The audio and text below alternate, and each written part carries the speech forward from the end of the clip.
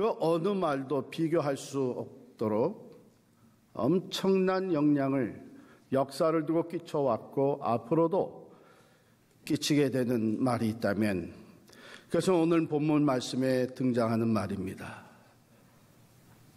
그가 말씀하시던 대로 살아나셨느니라.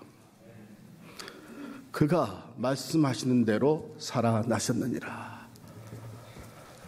이 말은 이미도 역사를 두고 수많은 사람들의 삶에 큰 변화를 가져다 주었고 또 앞으로도 계속해서 이 부활의 메시지가 수많은 사람들의 삶을 변화시킬 것입니다.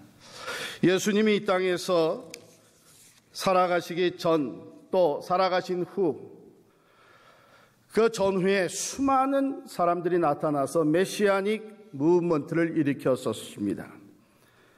자기 자신들이 메시아와 같은 그런 역할을 감당하면서 메시아닉 무브먼트가 이스라엘 땅에 엄청나게 많이 일어났었습니다.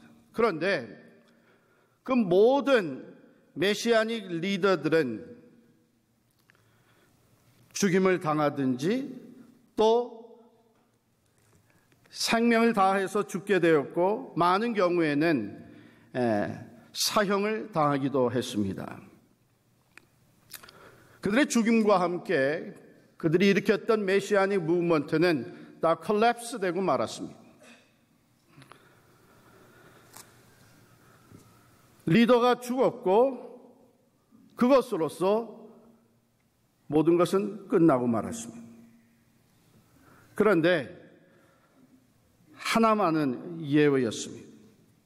나사렛 예수 그리스도로 인해서 시작된 메시아닉 무브먼트는 폭발적으로 퍼져나가게 되었습니다.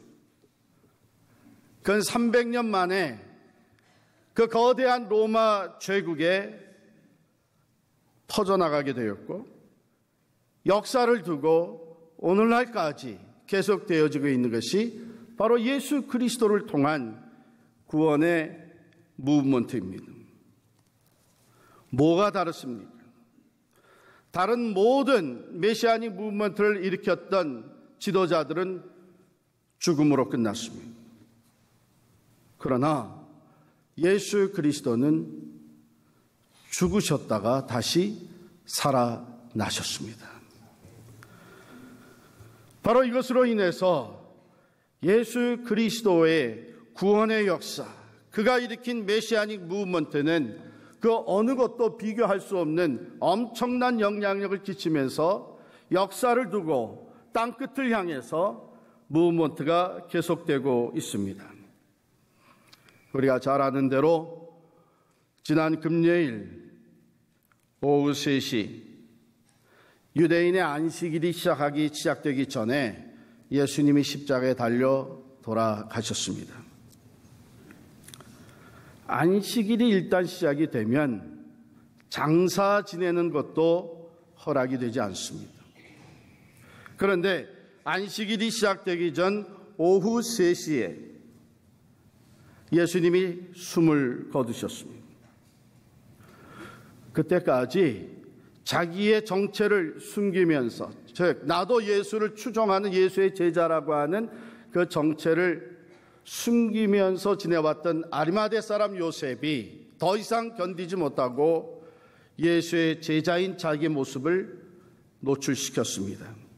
빌라도 총독을 찾아가서 예수의 시신을 자기에게 달라고, 내가 장사를 지내겠다고 참으로 그 용기 있는 결단을 하고 자기의 모든 것을, 지위와 자기의 부하, 심지어는 자기의 생명도 빼앗길 수 있는 위험한 일인데 그가 예수의 시신을 요구를 했습니다. 이것에 대해서 마태복음 15장 44절부터 47절까지 말씀을 읽어드리겠습니다. 여러분도 한번 찾아보시기 바랍니다. 마가복음 15장 44절로 47절까지 말씀, 제가 봉독할 때에 여러분 눈으로 따라 읽으시면 되겠습니다. 빌라도는 예수께서 벌써 죽었을까 하고 이상히 여겨 백부장을 불러 죽은 지가 오래냐 묻고 백부장에게 알아본 후에 요셉에게 시체를 내주는지라. 요셉이 세마포를 사서 예수를 내려다가 그것으로 싸서 바위 속에 판 무덤에 넣어두고 돌을 굴려 무덤 문에 놓음에 막달라 마리아와 요새의 어머니 마리아가 예수 둔 곳을 보더라. 여기 잘 보시면 빌라도가 벌써 숨을 거두었다니 이상히 여겼다 그랬어요. 그래서 그것을 확인을 했습니다. 그 사형을 집행했던 십자가형을 집행했던 백부장에게 정말 그가 죽었느냐, 그가 죽은 지가 오래냐 물었습니다. 그 백부장의 답은 정말 죽었습니다. 이것을 확인한 후에 시신을 요구하는 요셉에게 그 시신을 내주었습니다. 그러니까 죽었다고 하는 그 death certificate, 사망 진단이 확실하게 내려진 후에 시신을 넘겨주었다고 하는 것이죠. 오늘날 우리가 아무리 병원에서 숨을 거두게 돼도 의사가 와서 마지막 사망 진단을 내리지 않으면, 사망 진단서를 사인해 주지 않으면 시신을 장의사에서 가져갈 수 없는 것과 마찬가지입니다. 이 기록은 이미 예수가 죽었다고 하는 것을 확실하게 전해주고 있는 말씀입니다. 뿐만 아니라 그 죽음의 자리에는 위트네스가 있었습니다. 막달라 마리아와 요새의 어머니 마리아가 예수 둔 것을 보더라. 저 두 사람의 증인들이 그것을 보고 얼마든지 증인의 역할을 할 수 있는 상황에 있었습니다. 예수의 시신은 마리마대 사람 요셉이 파두었던 자기 새 무덤에 안장이 되고, 안장하기 전에 세마포로 쌓았고, 그리고 큰 돌을 굴려서 그 무덤 입구를 막았습니다. 분명히 사망 확인이 되었고 진단이 떨어졌고 장사 지낸 바 되었고 그것을 바라보는 두 사람의 증인이 있었기 때문에 예수님은 정말 돌아가셨습니다. 부활을 믿고 믿지 않으려고 하는 사람들이 어떤 말을 했었나 하면 예수가 죽었던 것이 아니고 그저 정신을 잃었는데 그걸 그대로 장사 분신했다가 나중에 정신이 들어서 살아나신 것이지 죽었다가 다시 산 것이 아니다. 이런 말을 하고 있지만 마가는 특별히 정확하게 사망 진단이 떨어졌고 그리고 장사 지낸 바 되었고 돌을 그 앞에 막았었고 그것을 본 두 여인이 증인들이 있었다. 사람들은 부활을 믿기 어려워합니다. 사실 우리 중에도 어떠면 정말 죽었다가 다시 사는 일이 있겠느냐 하는 의심을 가진 사람들도 있을 것입니다. 당시에도 대부분의 모든 사람들이 이 부활을 믿기가 어려워서 가장 자기 나름대로의 예수의 부활에 대한 해석과 또한 이의를 제기하곤 했습니다. 가령 헬라 사람들은 부활, 육신의 부활은 믿질 않았습니다. 사람이 죽게 되면 육체와 그 영혼이 분리된다. 그래서 육신이 다시 살아난다. 죽었던 자가 다시 살아난다 하는 것은 그들은 인정을 안 했습니다. 유대인들 중에, 이스라엘 사람들 중에 그 부활을 믿는 사람들이 있었지만 그 부활은 개인의 부활을 믿는 것은 아니었습니다. 이제 하나님께서 만물을 다시 새롭게 하시고 새 세계를 만드실 때에 그때에 총체적으로 General Resurrection이 있을 것이라고 하는 것은 그들은 믿는 사람들이 있었습니다. 그러나 예수 그리스도가 죽었다가 다시 살아났다고 하는 이 Individual Resurrection은 그들은 믿을 수가 없었습니다. 그래서 이것을 논박하는 사람 중에 한 사람, 2세기에 아주 유명한 철학자였던 셀서스라고 하는 사람은 이렇게 이의를 제기했습니다. 이 사람은 사실은 기독교를 대항해서 기독교를 반대하는 연설과 글을 많이 썼던 사람인데, 그가 부활에 대해서 이렇게, 기독교는 진실된 종교가 될 수가 없다. 왜냐하면 기독교가 주장하는 부활은 여인들의 증거를 내세우고 있기 때문이다 그랬어요. 여기에 두 사람의 여인이 그것을 바라보고 있었다 그랬죠. 또 부활 안식 후 첫날에 빈 무덤을 먼저 발견한 사람들이 여인이었다는 것이죠. 셀서스는 이렇게 이해를 제기합니다. 너무나도 슬픔에 절망에 빠졌던 여인들이 무덤을 찾아갔다가 환상을 봤을 가능성이 충분히 있다. 그리고 당시의 문화는 여인들은 증인으로 받아들이지 않았었습니다. 여자의 말을 인정을 안 했던 그런 문화였습니다.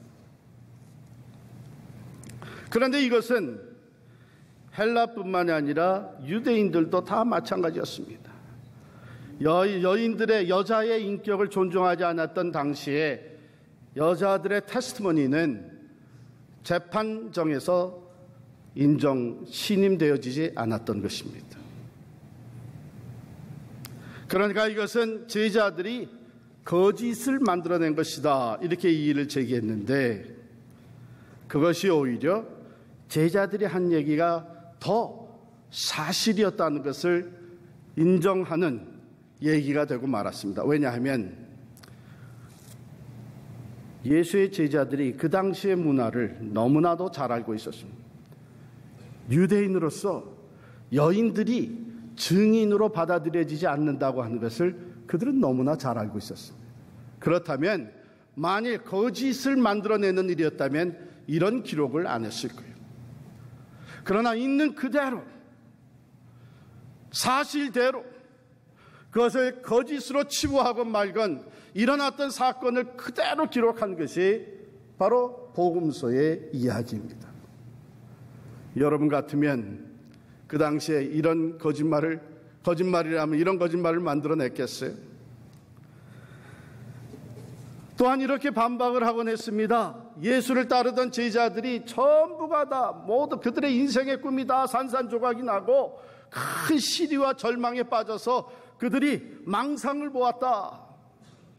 그런데 성경은 여인들과 예수의 제자들뿐만 아니라 500여 성도가 부활하신 예수님을 직접 만났다는 기록을 하고 있습니다. 그렇다면 그 모든 사람들이 다 망상을 보았다는 얘기는 있을 수가 없는 얘기입니다.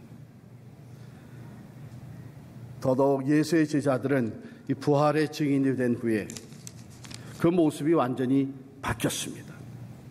예수가 십자가에 달려 돌아가실 때는 그들은 두려워서 예수를 버리고 도망했었습니다. 겁쟁이들이었습니다. 비겁해서 선생까지도 모른다고 부인한 제자들이었습니다. 그런데 부활 사건 이후에 이들은 너무나도 담대해졌습니다.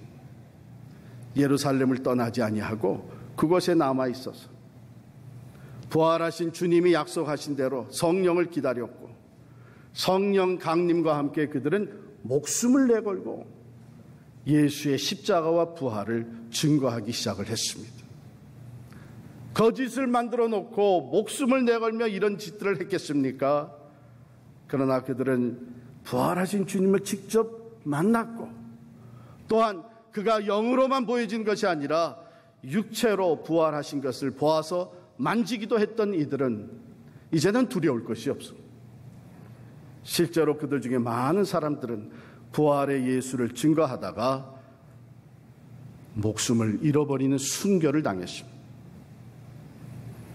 이 모든 사실들은 예수의 부활은 역사적인 사건, 예수 그리스도 개인에게 일어났던 일뿐만 아니라 그가 약속했던 대로 우리에게 부활의 첫 열매가 되어서 우리 또한 그 부활의 참여하게 될 것을 보여준 진리인 줄을 믿습니다. 예수님께서 십자가에 달려 돌아가셨습니다. 그리고 부활하셨습니다. 여러분, 사람이 범죄를 해서 이제 그 죄로 인해서 형을 살게 되면 들어가서 형을 살다가 충분히 재판을 받은 대로 형을 다 살게 되면 그 다음엔 프리하게 됩니다. 그 다음엔 나와서 다시 자유인이 되는 거예요. 왜? 죄 값이 paid in full, 완전히 다 치러졌기 때문입니다. 예수 그리스도께서 십자가에 달려 죽으신 것은 온 인류의 죄값을 치르시기 위함이었고, 그가 다시 부활하신 것은 바로 죄에 얽매여 있지 아니하고 다시 살아나신 것은 죄값이 완전히 치러졌기 때문입니다. 하나님께서는 그 죄값이 완전히 치러진 것을 보시고 예수를 다시 살리신 줄을 믿습니다. 그와 마찬가지로 우리 또한 부활에 참여할 수 있게 되는 것은 우리의 죄값이 예수 그리스도의 십자가의 죽으심으로 말미암아 다 치러졌기 때문에 우리는 더 이상 죽음에 가두어지지 아니하고 우리도 부활에 동참하게 되는 줄을 믿습니다. 이게 성경이 기록하고 있는 부활의 증거이고 부활에 대한 진리이고, 또한 그가 말씀하시던 대로 살아나셨느니라 하는 이 말씀이 역사를 두고 수많은 사람들을 부활의 소망과 신앙을 가지고 하나님의 영광을 바라보며 살도록 변화시켜 주었습니다. 이 부활은 능력입니다. 이 부활의 사건을 통해서 나타난 능력은 첫 번째로 사망 권세를 이기신 능력입니다. 사도행전 2장 24절 우리 다 찾아서 읽겠습니다. 사도행전 2장 24절 말씀. 큰 소리로 읽겠습니다. 하나님께서 그를 사망의 고통에서 풀어 살리셨으니 이는 그가 사망에 매여 있을 수 없었음이라. 아멘. 하나님의 능력이 사망의 권세를 무너뜨리고 다시 살아난 부활의 능력으로 나타났습니다. 또 고린도전서 15장 55절로 57절까지 말씀 보겠습니다.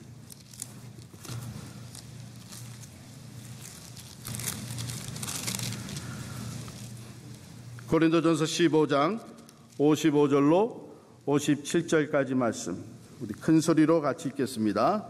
사망아 너의 승리가 어디 있느냐? 사망아 내가 쏘는 것이 어디 있느냐? 사망이 쏘는 것은 죄요 죄의 권능은 율법이라. 우리 주 예수 그리스도로 말미암아 우리에게 승리를 주시는 하나님께 감사하노니 그러므로 내 사랑하는 형제들아 견실하며 흔들리지 말고 항상 주의 일에 더욱 힘쓰는 자들이 되라. 이는 너희 수고가 주 안에서 헛되지 않은 줄 알미라. 아멘. 그렇습니다. 부활의 능력, 그것은 가장 먼저 사망의 권세를 이기는 능력입니다. 죽음 권세를 이기는 능력입니다. 율법으로 인하여 하나님의 그 정죄와 심판이 우리에게 임하지만 예수 그리스도의 십자가가 우리의 모든 죄값을 치러주심으로 말미암아 우리는 사망 권세도 이기신 예수 그리스도의 부활에 참여하게 되는 부활의 사람들이 된 줄을 믿으시기를 바랍니다. 두 번째 부활 사건을 통해서 나타난 것은 사랑의 능력입니다. 그는 우리를 사랑하시기 때문에 이 땅에 희생의 제물로 오셨고 생명을 쏟아바쳐 주셨고 부활하심으로 말미암아 우리들이 영원한 소망과 승리를 바라보며 살게 해 주셨습니다. 로마서 8장 38절 39절 찾아서 읽겠습니다.